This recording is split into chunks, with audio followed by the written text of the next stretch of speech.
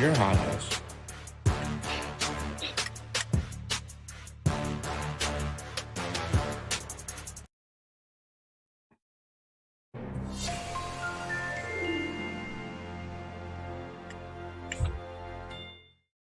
Welcome back to the Convo Couch, everyone. Pasta Jardula here. And I'm Fiorella.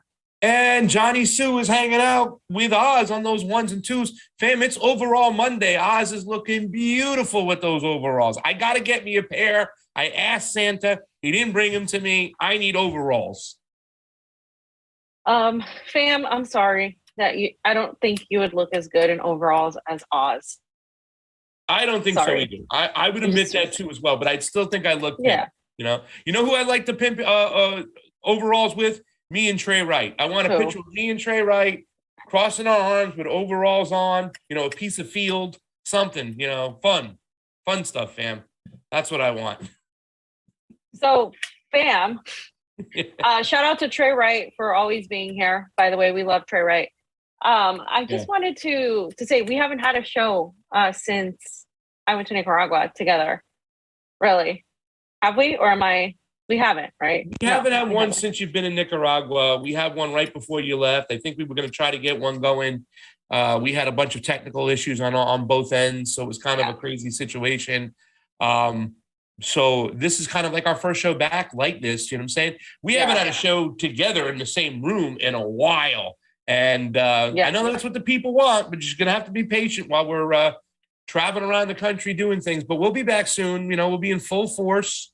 And even you were mentioning Trey, right? He said, howdy, Jolly P. That's my new thing. Johnny T and Sexy Do.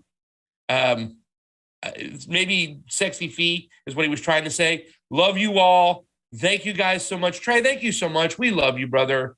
I don't go to watch movies, but if I'm hanging out with you, if I come up to your neck of the woods, we'll go watch a movie together, and then we can critique it after in the diner, wherever we go. As long as they're not, having crazy lockdowns in Florida and they're still kind of holding still. But fam, we didn't even talk about it. We didn't even put it into the folder. We didn't, Ron DeSantis is becoming a vaccine salesman now. So, is it? I mean, hello, Steve. Are you surprised? Steve isn't surprised. We talked about this at all.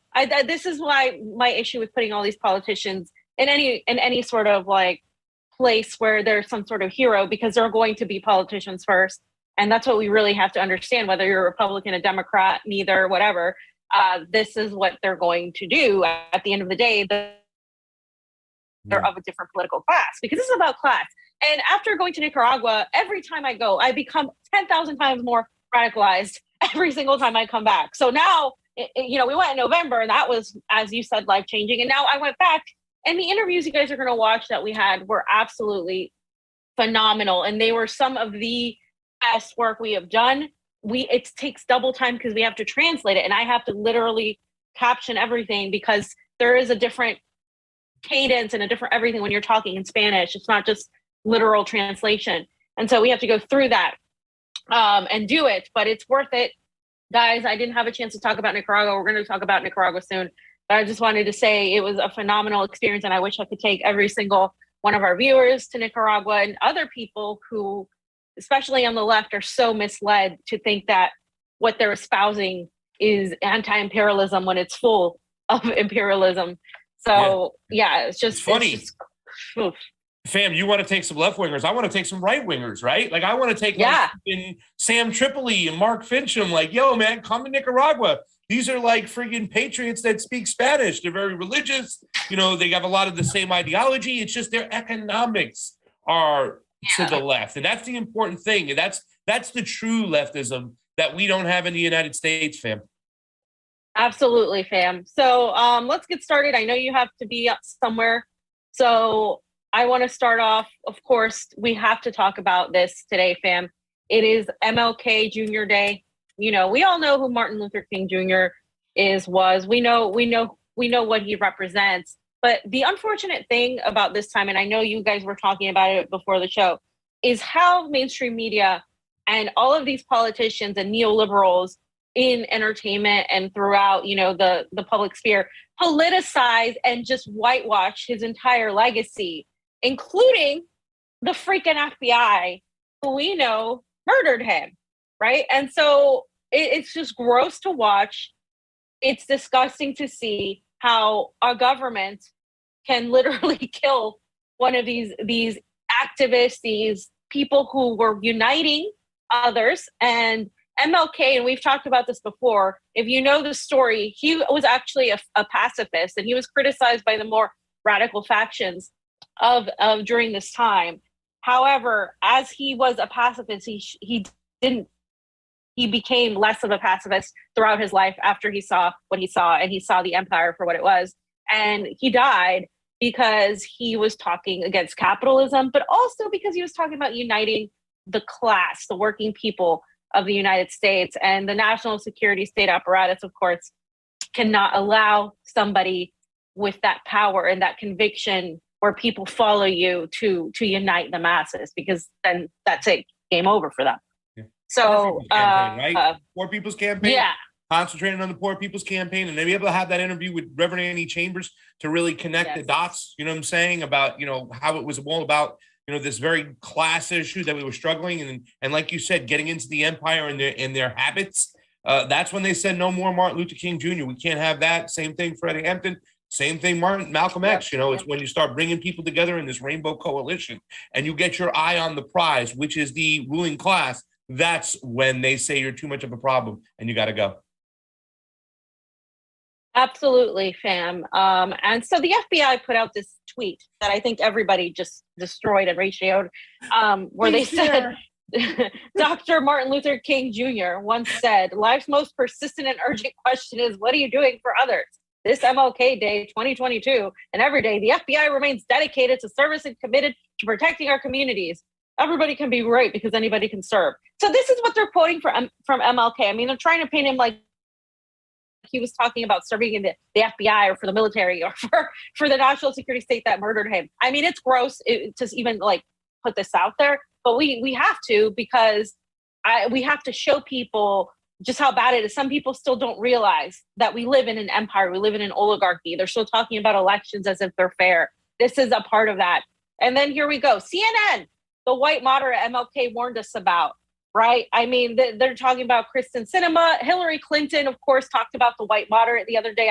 Everybody saw that while we were in Nicaragua. We were just like, what the hell joke of a country is this? Like, it is an absolute disaster. I mean, from the outside looking into the United States, Pasta, it is an absolute shame what this country has become. And we're not talking about the people of this country. We're talking in large majority, right? We're talking about the government and what they've done and how they propagandize people. And to a certain extent, a lot of Americans are a victim of imperialism, of their own imperialism. So it's really gross. You were on Revolution Blackout Network Saturday.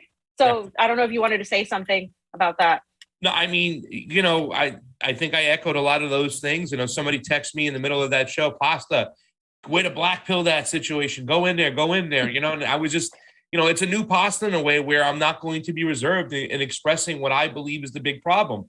You know, these intelligence agencies, the apparatus of the intelligence agencies, they work directly for the elites. You know what I'm saying? They're not our friends. They're not there for us. Our issues are the people upstairs, you know, the people up top. I don't want to call them the elitists. I want to call them the ruling class, the predator class, whatever they are. But that is something we need to concentrate on. That's what it is. And that's what Martin Luther King Jr. recognized, Malcolm X, you know, Fred Hampton. They realized what was going on. And as soon as they pointed that out, you know what I'm saying, that's when they went. And now they're still just trying to do the same thing. They're trying to keep people co-opted. You know what I'm saying? They're trying to keep one side pitted against the other. They're like, you know who supports Martin Luther King Jr., fam? It's the Democrats. Those Republicans, they're not for Martin Luther King Jr. They're your enemy. You know what I'm saying? And that's what this is all about, controlling that narrative.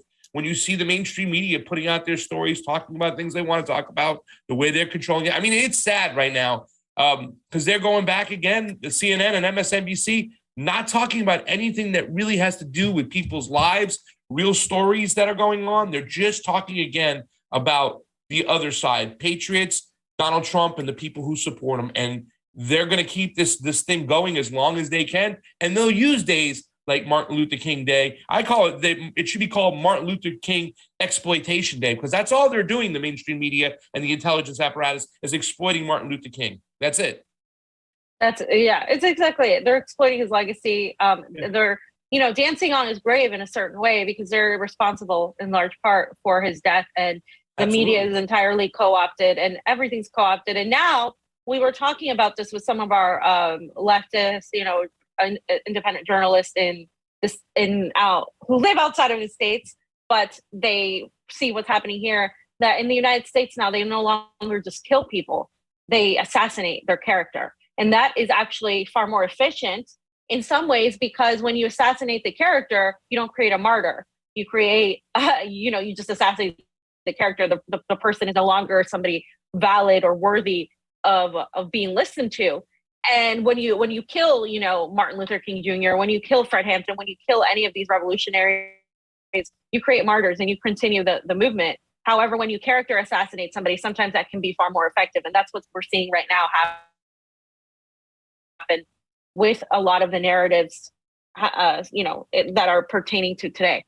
So then Black in the Empire posted this tweet, and I wanted to read it. He said, "Let's make this clear. Joe Biden and the Democratic Party are against just about every policy that MLK died fighting for." Again, just, going off the fact that what Pasta said, it's Republicans. It's not just Republicans, it's Democrats as well. And I wanted to point out some of the things that MLK has said, Jr., in the past.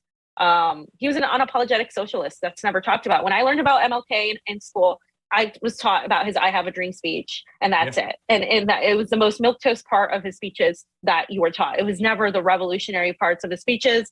He has said, "We have deluded ourselves into believing the myth that capitalism grew and prospered out of the Protestant ethic of hard work and sacrifice. The fact is that capitalism was built on the exploitation and suffering of Black slaves and continues to thrive on the exploitation of the poor, both Black and white, both here and abroad." And it is these very types of quotes that actually are far, far more dangerous than anything that's ever quoted from liberals from him, as you can see, because he's not only talking about racism, he's talking about the economics, the underlying system, and he's talking about that system both affecting people who are white and Black, pitting them against each other. This is what we always echo on our shows and throughout our work.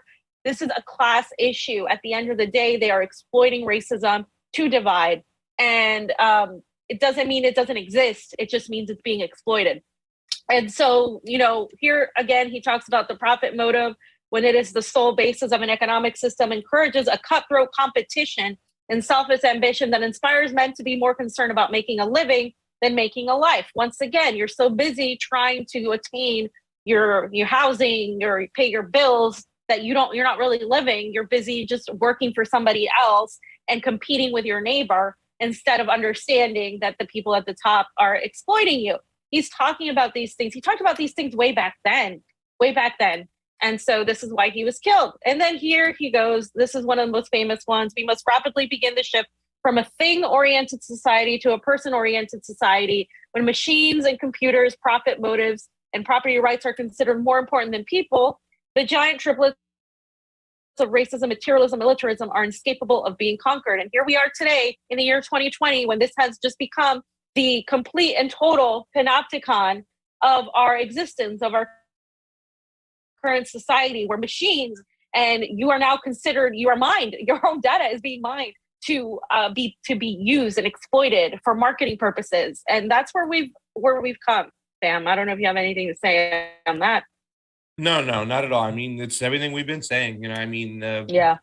It's just a shame too, because I often think about, like, why can't people see this? Why can't they see the exploitation of what they're doing, the mainstream media, who they're working for, where they get their money from, how they're all tied in together. These are things that these revolutionaries pointed out. You know what I'm saying? It's the things that, hearing Daniel Ortega talk when he has these speeches and Yankees go home, understanding the whole picture. You know what I'm saying? But it's very easy. I think it was Mark Twain who said it. Like, it's very easy. It's much easier to fool somebody than convince them that they've been fooled, right? And that's what they're doing. They're just continuously duping people. You know how the mainstream media is going to get people to regurgitate this type of rhetoric out there, and they're going to look at their neighbors as the problem and not the ruling class. But, I mean, I'm glad that, you pulled some of these speeches out, because you're right. What were we taught in school? Johnny talks about the empire education. That's what it's all about. How people are taught about these figures, whatnot, you know what I'm saying? And, they still keep going through professional sports. Not to even say, they have, in the end zone, let's end racism, right? Not to say that that's not a problem we shouldn't tackle, but how should we tackle it? What are some of the most racist things we do as a nation? We go around bombing indigenous people in their homeland. And like I said, there's always ways to tie it together to get people to understand, to get together. It's like, okay, well, now who's the pawns? A lot of white men in this country are being used to go fight these wars. They're taught with the empire education that they're better than everybody else, to go and fight against communism and socialism, and then they get duped, and they're all fighting these wars for rich men. So the system is attacking everybody. That's what Martin Luther King Jr., MLK, he was able to point this out. And because he was able to point it out, that's why they got rid of him. Make no mistake about it, And that FBI tweet, I love to see the fact that there's almost 4,000 quote tweets. So people get it. There are people out there who are getting it. We just need to make sure the masses get it. That's it. Yeah, absolutely. And just to finish up this section, guys, this one is really worth pointing out from WikiLeaks. Of course, the FBI letter to MLK telling him to kill himself within 34 days or face a sex smear. Just to reiterate that, who does this sort of tactic? Yeah. What party today would do something like this? The Democrats. Yeah. This is what they do. Not just the Democrats now, but the progressives that have completely embraced this to try to smear people with zero evidence on something like sexual assault or sexual harassment. And then with the same face, completely ignore it when it's somebody like Tara Reid who exposes Joe Biden. And that's what we're talking about here. And of course, they say, look into your heart, you're a complete fraud and a great liability to all of us. Negroes, white people in this country have enough frauds of their own, but I'm sure they don't have one at this time that is anywhere near your equal. I mean, this is just, you guys can read it for yourself, but I mean, it's disgusting. And they basically tell him to kill himself to be, they gave him this opportunity, essentially, kill yourself or smear you. And if that doesn't work, then, now we're going to do it ourselves. So again, anybody that has, ever taken on the empire essentially is attacked by it, is eliminated by it in one form or another. And all of these moderates are the white moderates he was talking about, every single one, including some of these people like Kamala Harris, including some of these people that are like the Barack Obamas. These are the Black imperialists. Nothing has changed. And so this is it. And just to finalize it, the time has come for us to civilize ourselves by the total, direct, and immediate abolition of poverty. In Nicaragua, which we're going to talk about next, Nicaragua's number one focus from the Ortega administration is the elimination of poverty. That's their number one focus. It's not to oppose the United States. It's not to have the bestest roads or the bestest material wealth in the country. It's just to get people out of poverty, to make people have something that is a nice living that is not entrenched in poverty. They don't value necessarily the same type of luxuries a lot of the people in the US do, like cars and the biggest houses and AC everywhere. That's not in their priority. Their priority is just to be self-sufficient and lift people out of poverty. So this is a very relevant. Yeah. We have the floor is here in the United States where we have almost 750,000 homeless people right now. A lot of veterans living on the streets. People of color, the whole nine yards, being freaking oppressed, financially too, taking resources stripped from them, and then you have this high shelf of people who are living over there, right? You know what I'm saying? That just have crazy amounts of money in the West, far more than they know what to do with it. They're going to hand it down to their children's children. You know what I'm saying? That's what they're doing in these countries. They're shortening it up right here. Boop, right? Raise that bottom floor, shorten that high floor. It makes sense. It's basic math, ladies and gentlemen. I mean, you can say what you want about China, right? I often talk about Xi Jinping holding Klaus Schwab hand in hand, Narendra Modi speaking. They got them pitted at each other. In society, they're probably having a nice cup of, hot tea in the back before they go on and speak. But at the end of the day, what did China do? They raised a lot of people out of extreme poverty, and that's why people are going along with what they're doing. So at least take a look and see what's happening around you. I mean, their floor is so much higher than our floor. Everybody every day is subject to be thrown out in the streets and being homeless. They're one or two paychecks away, fam, from being homeless here in America. And that's why when I went to Nicaragua, you saw that. You saw why the people followed Danielle, right? It was all about education, infrastructure, and healthcare, right? Those things, making sure people have food, resources. I think it was, Terry who told me, she says, a feminist in Nicaragua will say, well, feminism is about supporting electricity, infrastructure, roads, those things, making sure that I have food to feed my children. You know what I'm saying? Those are the things that are really important. It's all about resources. 100%, fam. And we're going to talk more about that. Terry and I are going to try to do a video specifically on that subject of feminism and what it means. And what it means in the States versus, or Western countries, not just in the States, but in some Western, countries that have this neoliberal ideology versus what it means for people in the global South. And it's completely different, two completely different things. Yeah.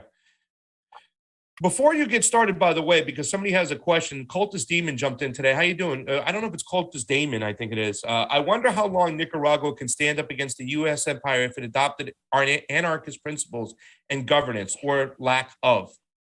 So, fam, and then Kristen Nye, thank you for the super great contribution. It's always appreciated on the couch. But Cultist Damon, I mean, I don't know if you want to answer that question because that's a great question. So, sure. So their goals of an anarchist and a communist, a lot of people fight. They fight about this all the time. It's ultimately the same. If you really understand what it is, the goal of communism is a stateless society. Anarchists don't want a government. So at the end of the day, I don't understand why there's got to be this hatred from communists towards anarchists.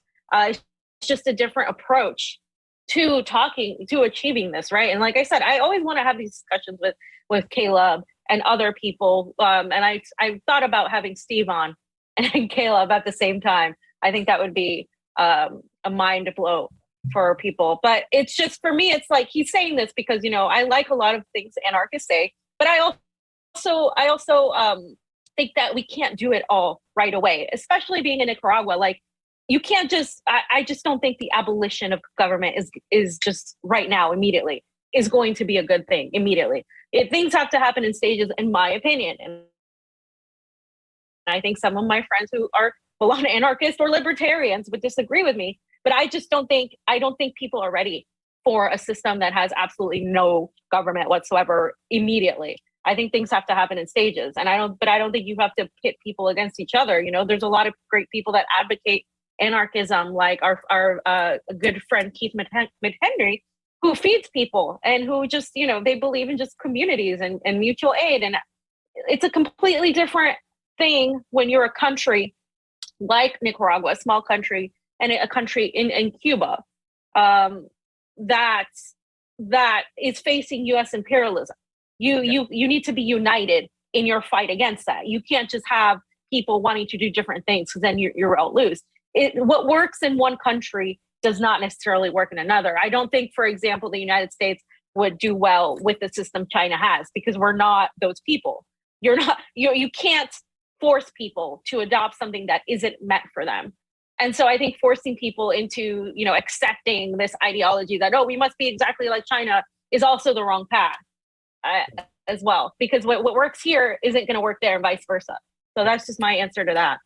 Well, this too, right? We have to take from the best from each particular ism, right? Have a mixed economy of sorts. One of the reasons why I think anarchism can be so tempting, you know what I'm saying? We have like a good friend, we talked about Keith McHenry, got to get him back on the show, Food Not Bombs, right? Guy's amazing, talks about anarchism in such a beautiful way. You call yourself an anarcho-communist, right? You want to get the best of commune living, of local living, whatnot, without the government breathing over your back, kind of like the autonomous zones in Nicaragua and stuff. One of the reasons why I think that it's so easy to say, hey, we need to abolish any type of government because it gets so corrupted all the time. We don't have a true representative democracy, right? We've talked about this with our elections, the fact that we have the illusion that we have a choice, that we pick somebody that's there to represent us. But if we had a real representative democracy, people might feel differently about it because it would just be kind of somebody acting as like the referee, right? Like, my constituents say this, some of my constituents say this. I'm going to take that together and come with a solution that works for best of both situations, right? Yeah.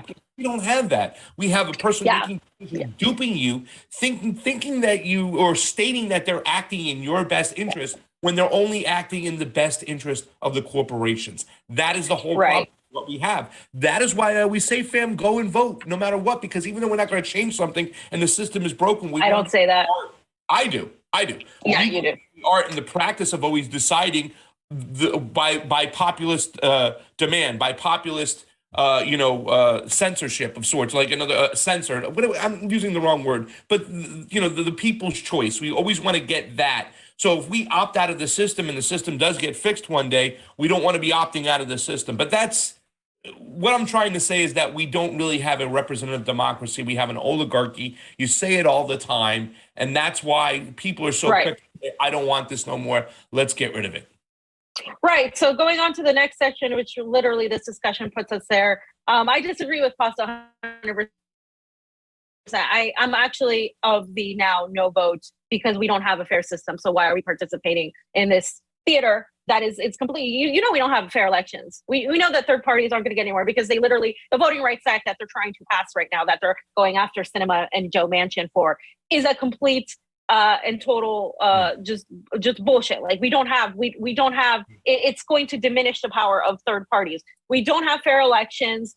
So participating, to me, in this system is perpetuating it and upholding it. So my question is the US a dictatorship in disguise?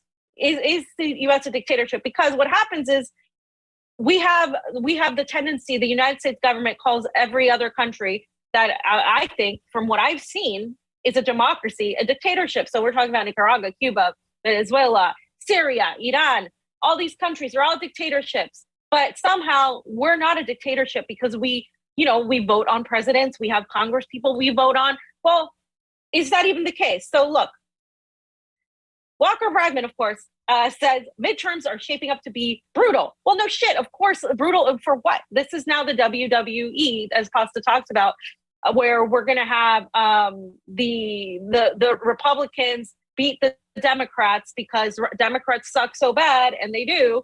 And then it's like, oh, well, we have to come back and not allow the fascists to win in the general. And so on and on it goes. So we don't have your elections, right? You live in an oligarchy. This is a distraction. Paying attention to the midterms every couple of years, paying attention to the elections every 4 years is a distraction. The most minimum thing you can do is vote. And that's not, people don't vote in this country for the very reason, the fact that they know that the elections are not valid in general. And so it's just the rhetoric that comes from a lot of these commentators and these supposed progressive journalists is just stuck in decade-old analysis that is not paying attention to what we know now for a fact, is that this country is an oligarchy. And in an oligarchy, you don't have a say. You don't have a republic, Republicans, libertarians. You don't have a republic. You don't have a representative republic. You also don't have a democracy. You don't have any of these things. So what are you fighting for? Yeah. Here, Kyle Kulinski says, Biden keeps getting slapped in the face. And if he doesn't bust out that executive order pen to eliminate student debt, legalize weed, etc., he might go down as the biggest cuck president of all time. Welcome. Thank you for being, 3 years behind, but thank you for realizing that. But guess what? Biden isn't a victim.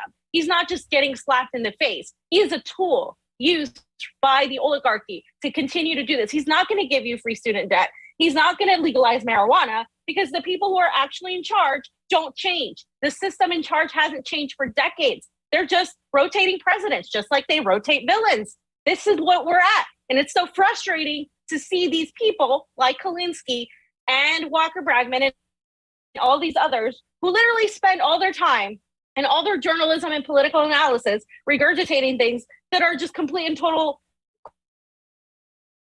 crap. I mean, here Misty says, why do people still watch this mayonnaise-covered turd?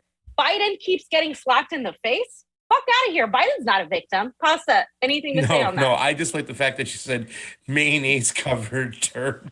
It's tough. But it is funny the way you see a lot of these people like, Kyle Kulinski, Walker Bragman, Jordan Sheridan, all these leftist podcasters of sorts, the way they just repeat the rhetoric of the mainstream media when it comes to the election situation. Like, I still look at Nina Turner. Like, people are like, did you guys question the election in any way, shape, or form? Nobody even knew who the other person was, who the establishment Democrat was. I didn't even know if it was a man or a woman. I had to go look it up because I never heard of the person before, right? And the fact is, they just start arguing. They skip the whole process of how this person is selected, and they start arguing or debating about, like, well, why did they lose? What did they say? What did they do this? And they're playing right into the oligarchs' hands. They're playing into, like, getting conditioned on what to do to win, because they think that the population or the populace is saying one thing when they don't even look at the actual process of choosing these people, which is the biggest problem out there. We've said this before. And it would change so much if we had a fair system. If we had the Nicaraguan system, okay, of elections, things would change so much in America. It would look so different. Our Congress would look so different. You know what I'm saying? Our representatives would look so different. Our governors, the whole 9 yards. But people just want to skip over it, still continue to play these games. And then you got to start questioning, are they paid to skip over this? Or are they really that dumb or just want a job on those channels so badly that they just go along to get along? Yeah, I mean, I think it's definitely a mixed bag. I think some people are really useful idiots for the system, and some, actually know what's happening, and they're also, exploiting it. Another tweet, right, to go along with this, because this is what I get angry. Every so often, these people come and they're like, "Oh, Biden's so bad and terrible. Oh, like, hello, this has been, this was going to happen." And you vilified those of us who said that this was going to happen because it's a systemic issue. It doesn't matter who is at the helm, who is the puppet that is being manipulated by this puppeteer system. It doesn't matter. It's the same system. Black in the Empire said, "I hate to condone any form of violence, but everybody that said vote Biden and we'll push him left deserves a kick in the genitals." And that is the most polite way of putting it, but he's absolutely right. All these people that are now clutching their pearls about the rotating villains, whether it be Manchin, Biden, Sinema, it doesn't matter. These people are all doing what they're supposed to be doing, because they don't work for you. They work for the people at the top. And it's just obvious. I don't have to repeat that anymore. We're not 6 years ago right now. We're in 2022. Okay. And here comes Emma Vigilant. Okay. With this sort of analysis, I don't understand. Well, I do understand, because these people are promoted by the algorithm. They're perpetuated while we're shadow banned, we're censored. This sort of fucking very basic, very like 10 years ago type of analysis. Here we go. Has there ever been an earlier shift into a lame duck presidency? We're 3 years out from the election. There's just no hope on the horizon for any meaningful legislation. A 3-year lame duck with a majority in both chambers, no less. This party is a ghost ship. Well, no shit. It has been a ghost ship for decades because this party isn't in control. Neither is Biden. The national security state apparatus is, but they don't talk about that. They're like, "Oh, that's conspiracy." No, it's not at all. So where these people spend, their time on YouTube and then get all these views, and then they what they do is they stoke competition with people like Jimmy Dore and others to say, "Oh, you guys are fascists, you're blah, blah, blah." And so then what happens is other YouTubers go on and they create videos of how bad he is, and then they go on debates. All it does is elevate these people. When you do that, all it does is elevate them. It makes WWE of media. This is like what we're creating, the same hierarchical structure of media. This is not what it's supposed to be about. Why do you think Jimmy Dore doesn't give him any a debate, doesn't put him on? Because this is what they want. These people don't have any actual analysis to give. So what they do is they resort to attacks and ad hominems against people that are actually saying things worth listening to. But then you have this woman talking about a lame duck. This isn't about a lame duck. This is the system itself. See, there again with Misty, because she's been killing it lately. Gee, who could have possibly seen this coming? How's that whole push and left thing going? Because Emma was one of the advocates of push and left. Yeah. And then I said, the fact she thinks this is lame duck and not status quo U.S. policy is bonkers. Like, why do people listen to these people? They're pushed by the algorithm. It's such a shame. Well, it's a form of narcissism too, fam, right? The fact that, she's got to act like she was really sincere when she was telling people we were mitigating damage by picking Joe Biden and whatnot. And then they go, "Oh my God, what a surprise. I thought we can push him left. I thought he was going to do this. I thought he was going to do that." I reject this type of thinking from people like Tulsi Gabbard, right? Like, who even now are saying, "Oh my God, what Biden did the other day was really wrong. He's dividing people. He said he was going to be a uniter." Did you really think for 1 second, Congresswoman, that man was going to be a uniter? Don't pull my leg. We've already gone through this shit before. We're not going through it again. And it really is just like such a psyop in so many ways, right? Because now the mainstream media, the intelligence apparatus has got people convinced that they're going to go and vote against things they don't like, right? You know, Nina Turner lost the election because she went against the Jewish lobbyists, so people went and voted against her. You know, Bernie Sanders lost because he's a socialist, whatnot, right? So now you have all these people like Donald Trump lost and Joe Biden won because they hate him so much, so that therefore they'll put the zombie in instead of him. They have people thinking the opposite of what really happens. And we know this, we study elections, we know elections and stuff. People go out and vote for things they're energized about, things they're enthused about. You know what I'm saying? And it's such a psychological op because now they also have people thinking about the whole socialistic views, right? Because when people push economic socialist views, those are the ones that they said people don't want, they reject. Oh, people voted for Biden in the primaries against Bernie because they don't want socialism, right? They don't want economic socialism before he was the cuck Bernie Sanders and stuff. So what's really going on? And like you said, these people are useful idiots, some of them getting paid, but it's like fighting a battle on two fronts right now, right? You know, trying to convince conservatives that like the socialism that a lot of true common sense leftists are talking about, you know what I'm saying, is an economic socialism, right? You know, it's not about this culture wars that the people on the left are pushing and look at like these are your socialists over here. They're pushing all these culture wars and stuff like that. So it's like a battle on two fronts right now. And unfortunately, the mainstream media is winning, and people like Emma, people like Kyle, people like Walker, they need to be called out for who they are and you know, and put in their place. People have to understand, and I'm glad I see a lot of people saying, I don't know why I ever listened to you. Where are you from? What is this coming from? Goodbye, gone, and move on. And that's what needs to continue to happen, right? You know, we have to be honest and straightforward, you know, and anybody who plays this game, whether it's because of their own personal mentality or they're paid for, they got to be called out, and that's it. Yeah, and always tie it to imperialism, because what the progressives and the quote U.S. left, you know, don't focus on imperialism at all. They don't tie how it's interconnected to our domestic policy. We are experiencing imperialism domestically, just like where others are experiencing the U.S. imperialism in foreign nations, and that's what this is about. And this whole hypocrisy, you're right. We mention these names seldom, but we mention them right now because we're trying to not just go after them for our ego because we're better. But we're trying to get people to understand that is so much deeper than the surface level analysis that is offered by these people. When look, a meme is so easy to put, and this is the meme that we're going to put right now. Liberals under Trump, liberals under Biden. I mean, this is absolutely true. And of course, if you watch Lost, it's even funnier. But I just wanted to put this meme because it is absolutely valid. I mean, the world is falling apart in so many ways, but specifically, other countries are rebuilding. Nations like Nicaragua and Iran, we're going to talk about that.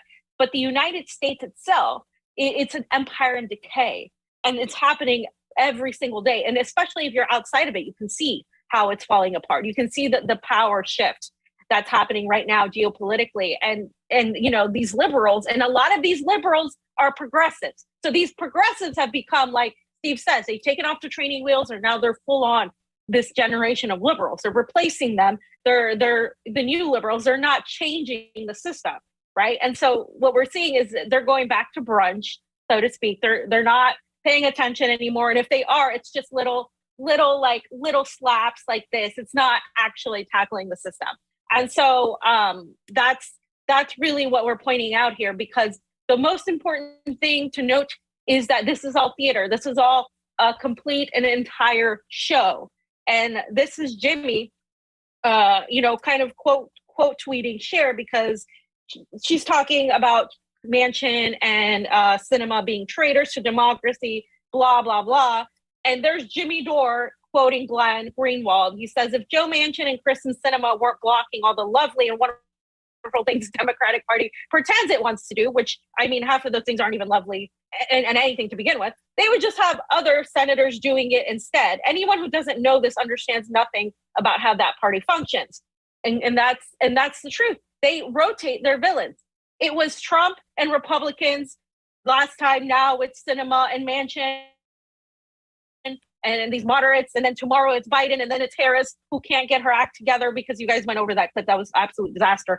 Joe Biden makes more sense than she does when after that clip. And so you're just it's just a joke. It's a running joke. We're all in this running joke together, and nothing gets done, because the analysis that comes from the supposed progressive independent media is just so vapid and superficial, and just more of oh, we're just gonna have a tantrum about how awful it is, and then vote Democrat in the next. We have to get rid of these fascists. If we just have, I saw a tweet that was like, if we have more senators that are not like Sinema and Manchin, if we just have more people like Bernie Sanders and Elizabeth Warren, trust me, things will change. Like, they're still on that. It's 6-7 years after 2015, and you're still on that bullshit. Yeah. The train is gone. It's just gone. Well, one of the biggest tools of the propaganda, though, too, is the censorship, right? Let's be honest, too, as well, because they're allowing the megaphones of these OMG liberals, of these skinny jean left progressives, whatever you want to call them right now, the emotional left that Johnny calls them.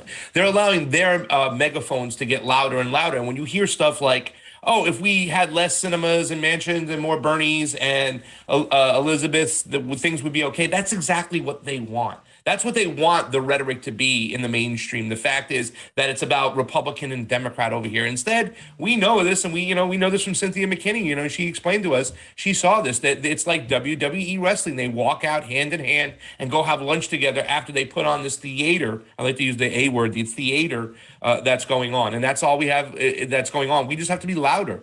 We have to continue to scream. We have to continue to point these people out and call them out for who they are, expose their asses, and just keep preaching the right message right now. I mean, I loved your tweet the other day. I know we're not going over to when you were in Nicaragua with Bernie Sanders and the mask and what you put there. It's like, and then you saw people, sharing that freaking tweet and putting that in their stories. People that we know in California are like, oh my God, look what Bernie's doing for us.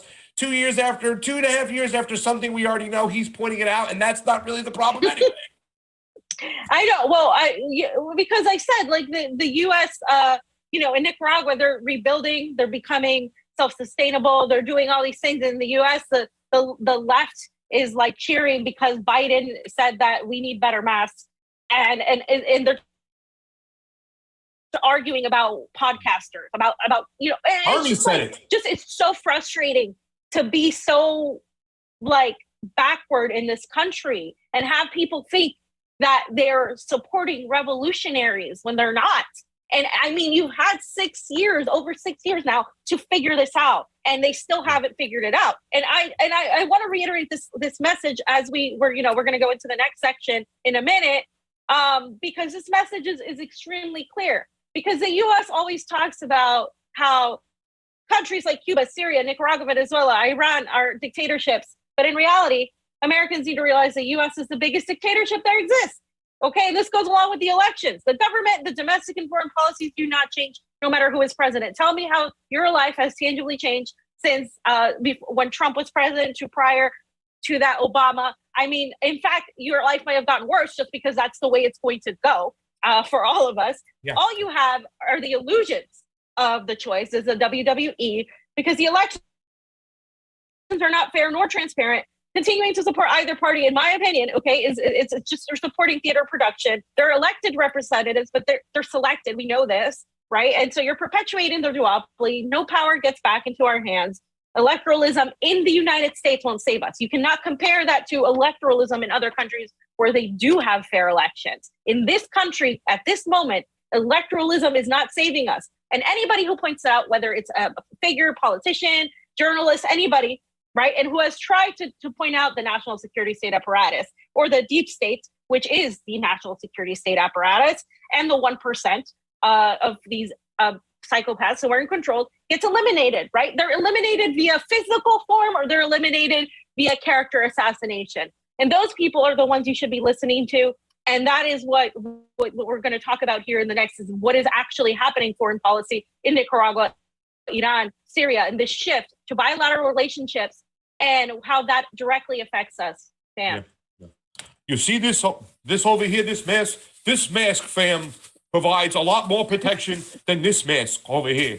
I mean, I wanted to jump through the TV screen when he said it. And, it's just kind of piggybacking on what you were talking about over here, fam, is that a lot of people got to look back to Obama, right? Like with the Obamacare Act. What was it called again? I know we called it Obamacare. The Affordable Care Act. Affordable Care Act. But that was mandated insurance. You had to have insurance mandated. And if you didn't have it, you were financially punished through your taxes and whatnot.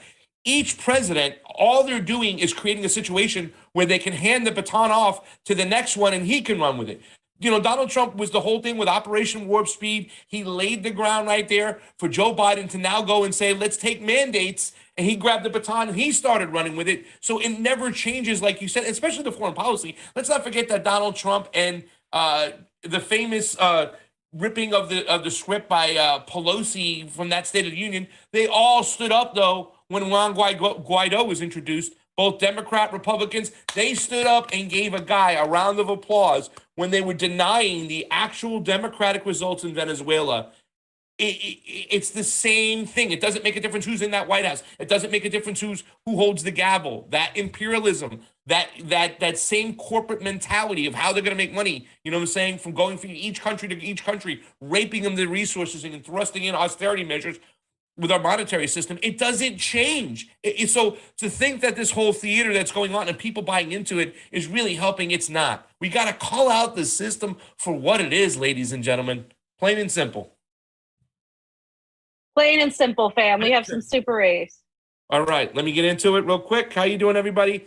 Thank you so much. You know, by the way, fam, somebody said in the other chat, oh, that's a cool Annie outfit that Fiorella's wearing. Rude. Well, it is a little Annie-ish if you look at it and you look at the Annie character and stuff. But I said it was more Mary Tyler Moore-ish, guys. You know, like it's proper. That's what. What's that? It's proper. It's proper. So Shadowban Refugee, what's up, Paulie? Love you, brother. Hope you're doing well. I would just love it if everyone watching all at once, just this one time, would Google Murray Bookchin. Democratic confederalism and municipal power can break an empire through cooperation and not domination and coercion. I just released an article on my experience in organized labor. Let's put the link in there, Paulie, so we can all check this out. I'm trying to tell y'all, we can't just hyper focus on materialism. We need the ghost of Bookchin in our lives. You know, let's take a look at that article. Maybe we'll have you on to talk about it, Paulie. We love your work. We love you. Thank you so much. We will definitely check that out. Fam, let's get on over to the next subject. Yeah. Right. And yeah, you're absolutely right. I think I shared your article, Shadowban. I thought it was a good article. It depends. I mean, I think there's a lot to say about Nicaragua, especially right now, and the global South, because their material conditions really did lead them to revolt. And in the United States, we have to find another solution because our material conditions are not there for any sort of revolution, because people are still propagandized and still the vast majority of people are still comfortable enough to not revolt against anything, to not ascend into a different form of thinking, because it's not just revolution. So Nicaragua and Iran are uniting against the US sanctions, and Syria has also joined China's Belt and Road Initiative. These are very, very, very key things happening here. We've talked about them in Nicaragua with Jonny, but we're going to continue to cement that because it's extremely important shifts happening. So Samuel Romani tweeted, breaking: Iran and Nicaragua discuss forming a union of countries resisting US sanctions. This is big. Now you're seeing these alliances being built, and that's what, during the inauguration of Daniel Ortega, is what we saw.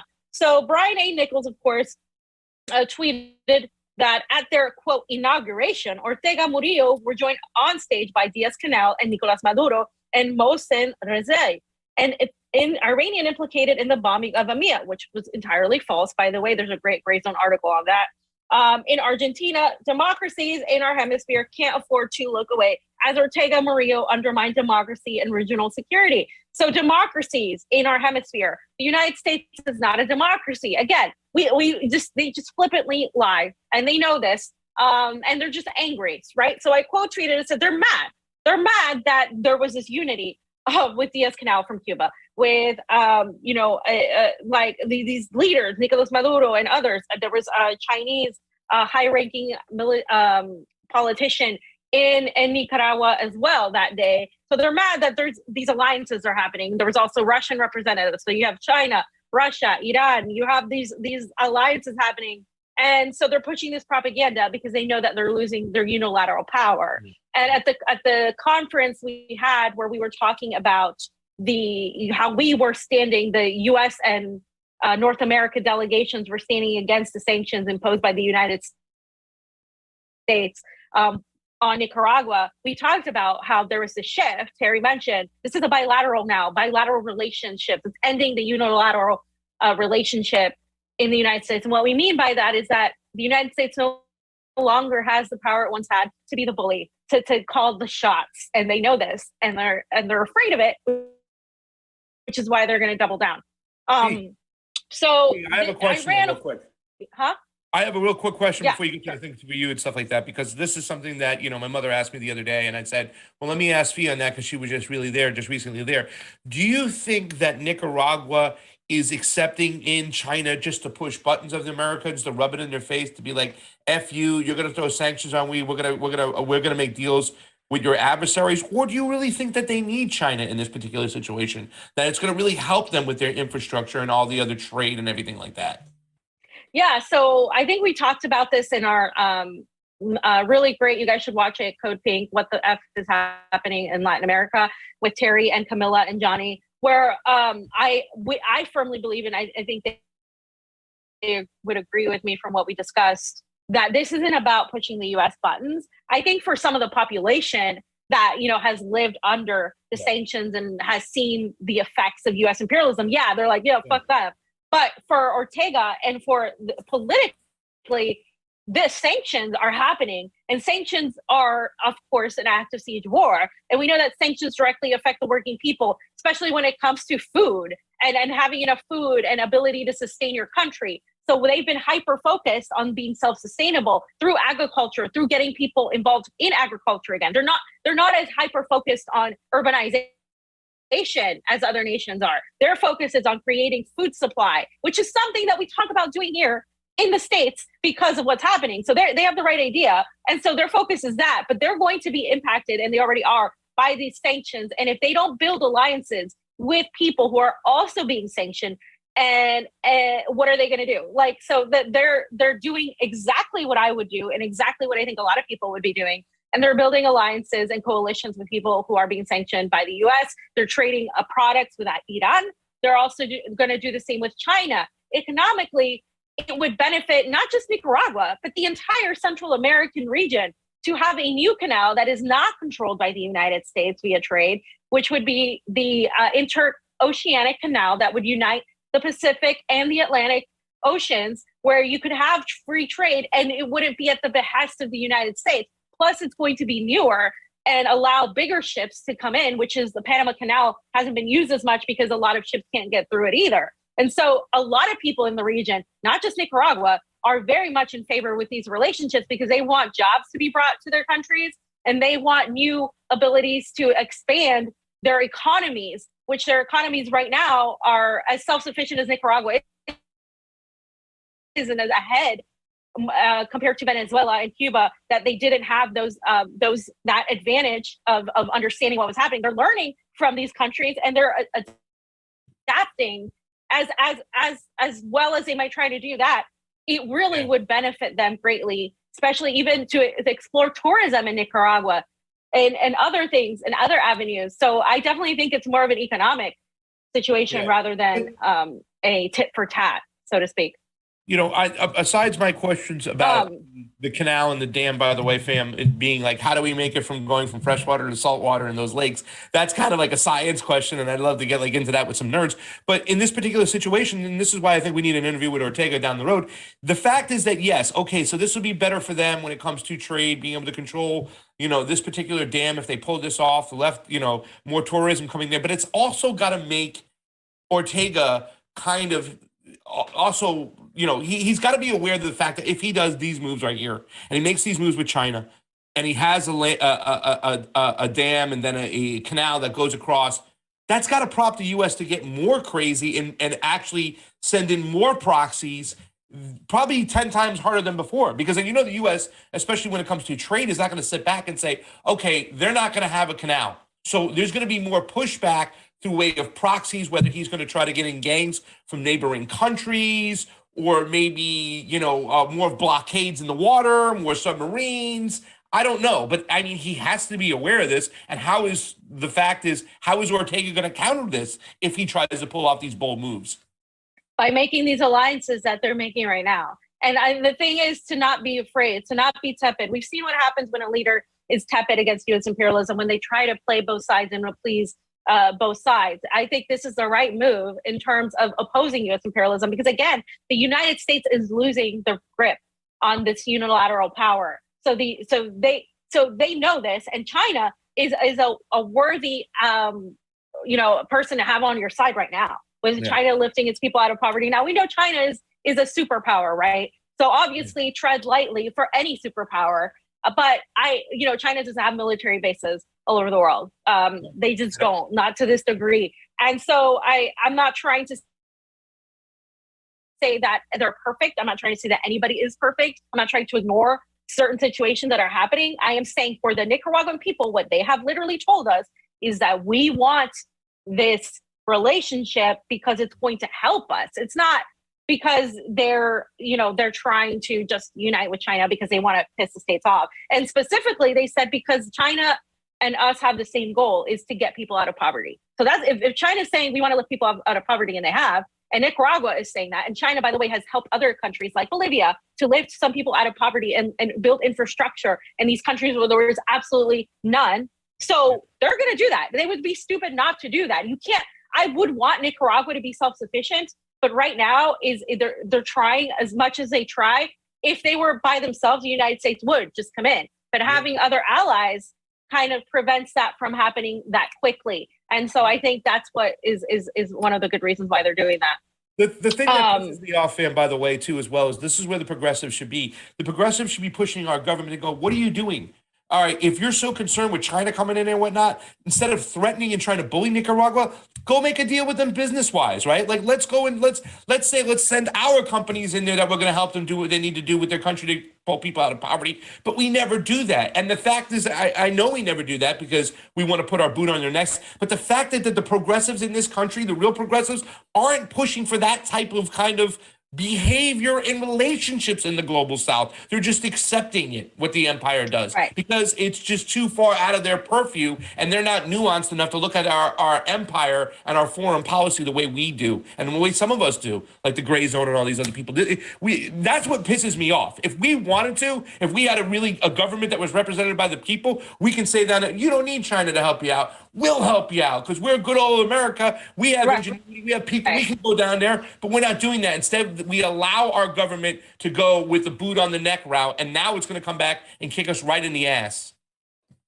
Right. And this is a good thing for diversifying such a big centralized power that the United States has been. So I'm just going to go through this quickly. The Iran official proposed the formation of countries, a union against these sanctions. So there was Tehran, Iran. Iran's Vice President for Economic Affairs, Mohsen Rezai, has proposed formation of a union with participation of the resistant countries against the sanctions and the excessive demands of the bullying powers. And it's not just the U.S., it's their NATO allies. So they're saying they should stand against the U.S. sanctions and plots. He said in a meeting with Nicaraguan President Daniel Ortega, this literally just happened. And in his remarks, he said that the Iranian nation and government pay special respect to Nicaragua's resistance against excessive demands. He stressed that the resident country should make further efforts to expand their relations and friendship because the bullying powers, particularly the U.S., are after preventing nations' development and cooperation. The United States wants people dependent on them. This is what's happening. He also noted that Iran stood by Nicaragua and is ready to strengthen its ties. And of course, Ortega thanked him. And so said these relationships were deep and cordial, that he pays his respects to General Qasem Soleimani. To many Iranians, he was a hero, and he's been vilified, of course, in media by the West. And of course, we know that what happened to him, and we know that he was assassinated. And of course, the Nicaraguan President Ortega also appreciated Iran's power during the talks with the world powers in Vienna, and defended Iran's right to use peaceful nuclear energy as well. And so, they've been meeting, and they've been having these talks, which is extremely important. And they want to have these ties in mining, energy, and oil. This is very important when we're talking, of course, in the context of the Fourth Industrial Revolution. What does the United States, NATO, the West want to do? They want to privatize these mining industries. They want to privatize energy and oil. These countries have so many amazing natural resources. We're talking about volcanoes, just rich minerals. And this is exactly what, the Klaus Schwabs of the world want to absolutely privatize. So you have to build alliances to stop that. Now, we can talk about how Xi Jinping is attending the World Economic Forum. I don't think Xi Jinping is a representative of what Nicaragua is going to do, what these other countries are going to do. We're going to see exactly how they operate. They're not going to allow, I think, based on just being there and seeing how they are and seeing like their fears and everything, they're not going to allow a country to come in and like dictate them, whether it's the United States or China, but they are going to welcome people who are going to provide a more equitable relationship. And that's what's happening as well. Yeah. It's just crazy too, as well. When you think about Iran, though, right? You think about the stigma they have in the United States.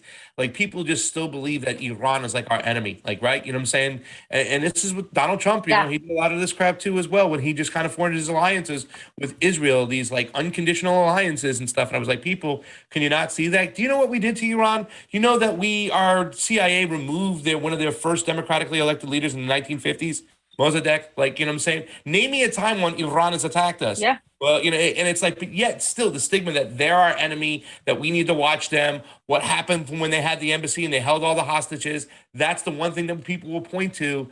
And once again, I'm not condoning that type of behavior and stuff like that, but look at the position Iran was in. You know what I'm saying? We put them in that position and we continue to put them in that position. And that's why it's kind of interesting to see these alliances built between Nicaragua and Iran. Nicaragua, Iran, in Venezuela, right? Same type of alliance.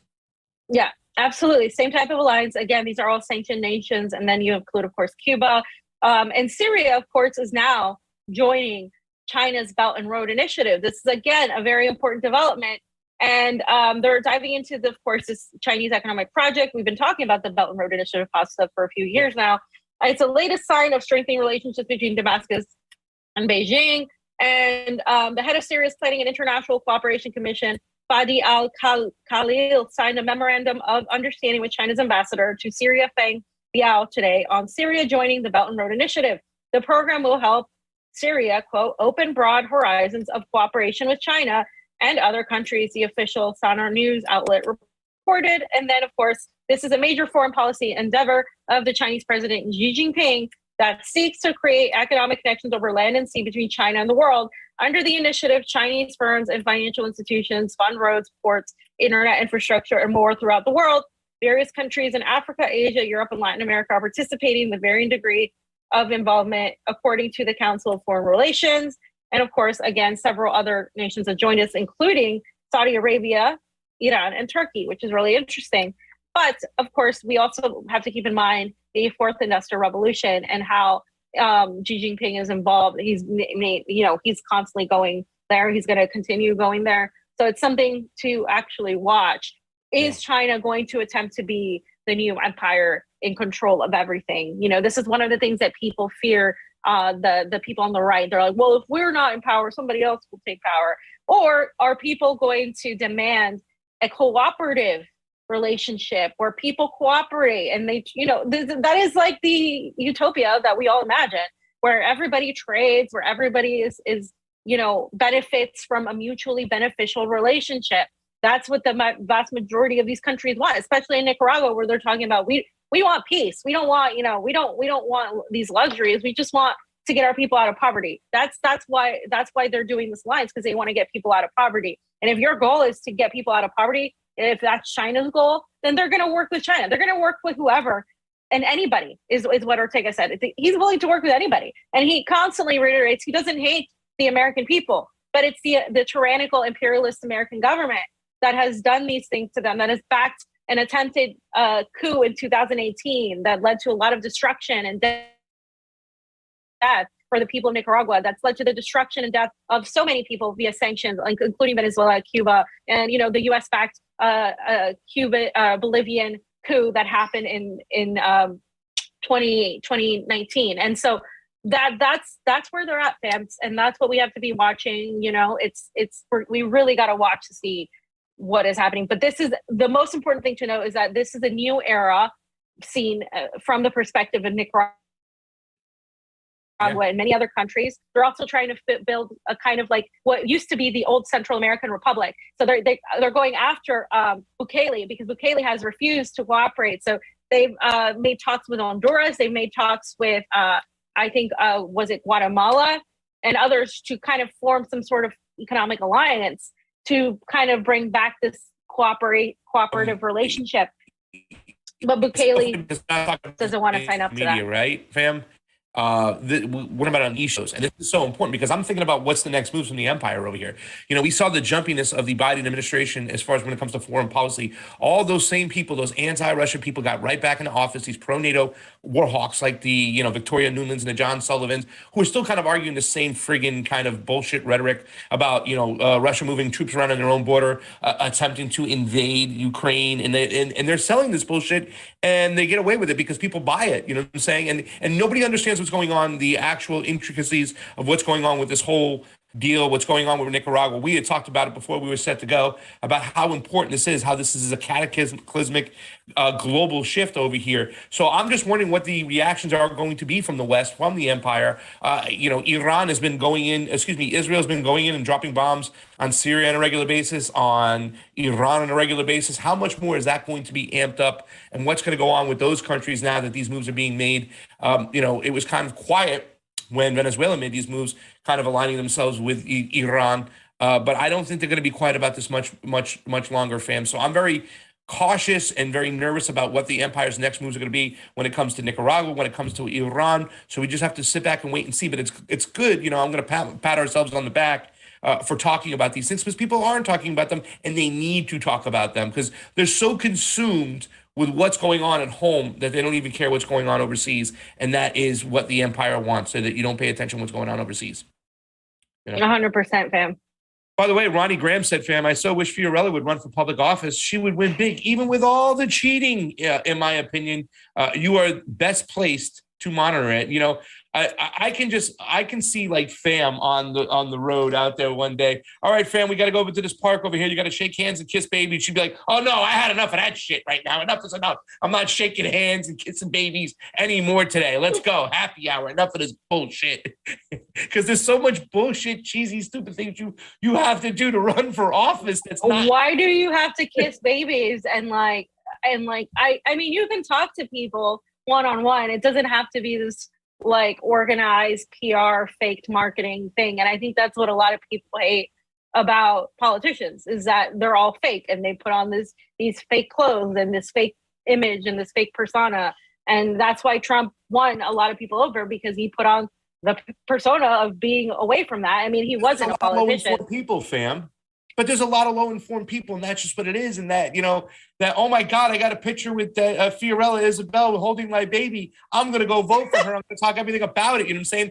That sometimes carries a lot more weight than the actual nuances of the policies that are going on. You know what I'm saying? I hate to say it, but they have Americans dumbed down. A high school education today is worth what a high school education when my mom graduated school is worth like a college education today, right? You know what I'm saying? The level of what's going on in our schools, what they're teaching, what they're doing, society, the fact that there isn't access to good education and whatnot. That's why those things would make a difference and stuff. Unfortunately, it's where we're at. There's a lot of low-informed people out there that do the majority of the voting, and they do it on stupid things like that. You know what I'm saying? So, you know, if I'm your campaign manager, you're going to shut up and you're going to shake hands and kiss babies, and that's the end of it, fam. Okay? Fam, I'm not doing that. I'm sorry, fam. I will do something else. See, Ronnie, okay. She's already starting in. Now she's not going to win because she didn't want to do those things. We're just playing into the game then. Like, we want to break the game. We don't want to play into the game. That's my thing. Like, why do the same thing, you know, that's been going wrong with the whole thing? I don't know. You got to get them to sit at the table before you can give them your mishmash, right? You got to get them in the door, whatnot. They won't even pay attention to you if they don't feel that emotional connection to you. And that's the problem. Americans, when they vote on a lot of their emotional connections and stuff, you know? So, but then again, too, as well, that I think that it's also played down, and the way the mainstream media talks about things, they make citizens out to be completely dumb. They're not. There's a reason why YouTube has removed away the dislikes from our video in the videos, because they see a whole form of collapsing going on within our government, and people are calling them out for what it is. I know a lot of people on the left go, "Oh, that's just Republicans hitting the dislike button on Joe Biden." No, Joe Biden sucks. He's dumb. And when Kamala makes jib jab the way she did the other day, people are going to hit the dislike button on any side of the spectrum. End of story. 100%. Okay, so guys, this is the time, I believe. This is the time when we're going to go to Rokfin only. Please like and share, and you know, all this stuff to our YouTube to get us in the algorithm, because we've been really, really suppressed here, as you guys can see. Thank you for all who have tuned in on YouTube. Thank you for all our Patreons. Please, if you can't afford to, we don't do a great job of marketing ourselves. We don't like to ask for money. But if you can help us out to continue doing the investigative work and going to these countries, because I got to say, guys, here are some places I want to go. Peru's government's about to fall apart, so we're looking to go there any day now. They're going to try to get rid of Pedro Castillo. That's happening. Cuba, definitely want to go there. We are also planning to go to Brazil for the elections later on this year. Colombia. Very, very important elections. Colombia is having elections. I don't know enough about if any delegation is going. It's a very dangerous place to be in right now, but I would definitely like to go to Colombia. You know, I have my aunt there, but my aunt's family there, but they're not anti. Well, they're not supporting the left. None of the candidates are good, right? None of the candidates are really great right now, but I would definitely like to be in Colombia as well. And of course, Venezuela. A lot of I want to go to El Salvador. Really love it there. I want to get an interview with Nayib Bukele. I want to talk to him and stuff like that, because you should talk to him, because a lot of people love to get an interview with this dude, because like a lot of true leftists aren't crazy about him. However, some of the stuff he says, it's just kind of like he's in our ballpark, right? He's with our mentality. Last week when you played that whole video of him talking about maybe take a little responsibility, get yourself healthy. That's a good way to combat the coronavirus. Hey, how about you have some yogurt? You know what I'm saying? Stuff like that. Take a walk. Those things are important, because those are things that a lot of politicians have not said. A lot of leaders have not said. Instead, they said, stay at home. Let us take care of you. We'll give you a magic shot. We'll give you a magic pill. Depend on us instead of depending on yourself. You know what I'm saying? And a lot of his criticisms when it comes to Maduro, you know what I'm saying, are about the fact that it's like, it's not the criticisms you see for the United States. Not he's a crazy dictator or he's an evil guy. You know, Bukele has said, he goes, whatever the case may be, Maduro hasn't delivered what he needs to deliver economically to his people. You know, now there should be pushback about that. What about the sanctions? What about this? What about that? But, you know, Nayib Bukele's been operating in a situation like, well, this is the game. These are the circumstances. You have to do which is best for your people. There's a lot of things he's done. Exclude the Bitcoin.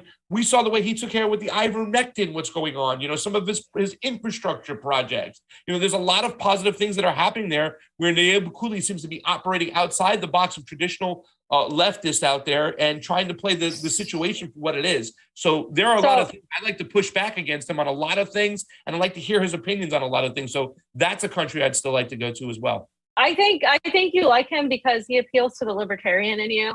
In a lot of ways. And I'm not trying to minimize what you're saying. I just think that a lot of people don't like him because he has taken away, because I spoke to people from El Salvador and people who are in Panama and who see what he's doing and what they don't like. And I agree with you on the COVID stuff. He's actually, I think that's not bad what he's done there. But some of the other things he has done is taken away the free surgeries that people were going to get. He has taken away a lot of the social safety nets that were there before, and people don't like that because they were supposed to get access to these measures, and now they don't have them. And a lot of people say he is persecuting. I think Camilla's there right now covering. There was like an annual event that happens where they talk. It was like I forget exactly the name, but they were celebrating the liberation of people. They were honoring, and in El Salvador, and he was like going after these people. Like, so it's just kind of, I think it's ideology, but also like people see him as an opportunist, that he's saying the right things to get the millennials and the Gen Z on board because he is a younger president, and that he is really like just manipulating people, and the media is propping him up a lot. And so a lot of people just don't trust him because he's taken a lot of their social safety nets. And so like, I think there are some good things that he's done with COVID. I agree with you on that. But I also think that he's definitely not doing a lot of things that people actually want. And a lot of people who voted for him actually don't like him anymore. So there's a lot of that happening, which is why I would want to go and talk to a lot of people and hear their concerns. Because when I was in Nicaragua, a lot of people from El Salvador and from other, countries really, really didn't like him. And they explained to me why they didn't. Yeah. So I think too also like, for me, a lot of the things I like about it is butting heads with the central banks and the IMF, right? Like to me, that's like, holy cow. Like that's what it's all about. And that's why he's butting their heads. Now, is it all theater? We don't know. So there's a lot of things there, but also just to piggyback on what you were saying, the election things and I'd like to go cover more of these elections this year, excuse me, we're in 2022. Colombia and Brazil are on the radar big time, especially if Brazil has that showdown, Bolsonaro versus Lula, right? If that happens, wow. I mean, the only thing that would be bigger, and I don't think it would be bigger, I think I would just completely check out if they do another Trump versus Hillary in 2024. Oh my Lord, fam. I don't think I'll ever return to the States. I'll go live on the moon before I come back to Florida. If it happens again. Yeah, we won't be here for that. I cannot be here for that. Wow. Okay. So guys, go on over to the Rokfin only. It was nice chatting with you all. And thank you so much for tuning in. Yeah. And we will be on Rokfin only. We got Saul, Jilly Love, Lunar, Bill Bradley, so many cool people. Guys, I really wish that we didn't have to do this on a regular basis, but that's the state we're living in right now. David Crow, fam. David Crow. Hell Crow over there. So, shout out to David Crow. Slow News Day and Unapologetic got strikes recently for COVID misinformation. So, I've been trying to send people some help on that. So be careful, just on what you say on YouTube. Unfortunately, not everybody can get away with saying everything. It really is like if you have a bigger platform and you have somebody that you talk to who's on YouTube all the time, then you get away with more stuff. And if you're a comedian, you also get away with more because you're supposed to be entertainment and not news. That's another aspect of it. Right? Unapologetic. Yeah, unapologetic. Got it. Yeah. So that's why we're doing it. So guys, come on over to the Rokfin, ROKFIN, where we will not be censored, so we can get these two topics, and we'll see you there. Great commercial. Let us know when. Way to go. We are, Johnny. You gotta get a little more. Get on over to ROKFIN. No, that's you. See you there. That's you.